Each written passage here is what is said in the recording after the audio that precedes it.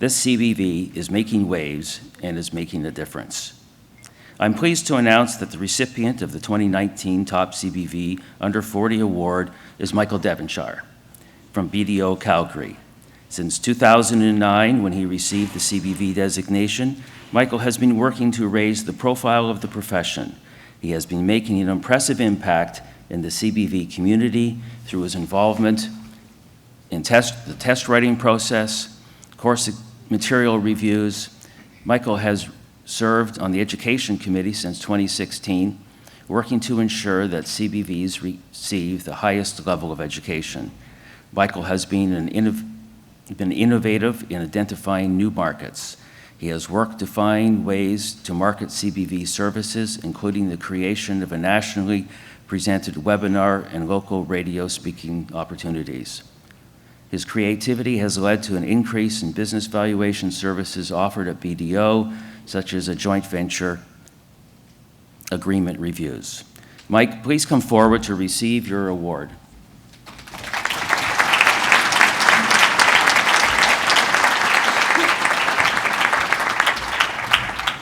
Congratulations, Michael.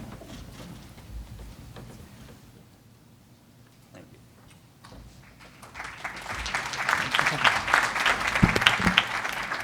They asked me to say a few quick words, so I'll be very brief.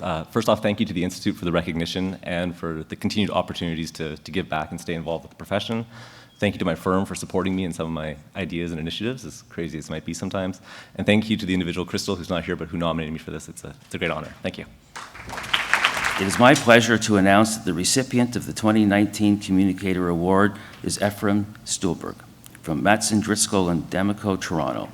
Ephraim has raised the profile of the profession, published articles, blog posts, and presentations to an estimated cumulative audience of over 33,000 people. In a blog post entitled, I'll stand back a little bit, "Is Kylie Jenner Really a Billionaire?"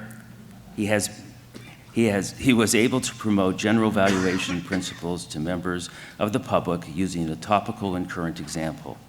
It is this sort of innovation and creative thinking that will raise awareness of the business valuation profession. As part of the award, CBV Institute has made a donation of $1,000 to Ephraim on Ephraim's behalf to Bakor Shalom. Congratulations, Ephraim.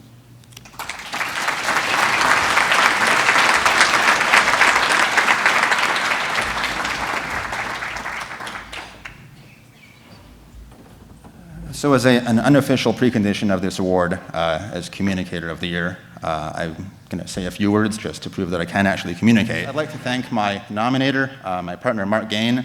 I've worked with Mark for about 11 years now. He's been a tremendous mentor in terms of my professional and personal growth, and I certainly wouldn't be here without his support. So I got this voicemail from Mary Jane back in March, and it says, "You've won this award." I'm like, wow, this is amazing. So I go home and I tell my wife, and I say, you know, honey, I've won an award from the CBV Institute, as we're now called apparently. And she says, well, what was the award for? And I said, well, it's the Communicator of the Year. And she said, really? You? So I said, let me explain. So communication is not an infinite resource. There's a finite amount of communication that a person can do in a given day or week. And I have to save it for work. So she says, what sort of communication do you do at work? And I said, well, I'll give you an example. So we do business valuations, as you may or may not know, honey. And so, you know, you'll issue a report, and some clients, they're just going to look at the bottom. They're going to say, you know, page 1, here's what it's worth, X to Y. But some of them actually want you to go into the detail. And so I had an example, you know, about a week ago, issue the report. Client says, this is really interesting. Can you walk me through the methodology? And I said, sure, be happy to.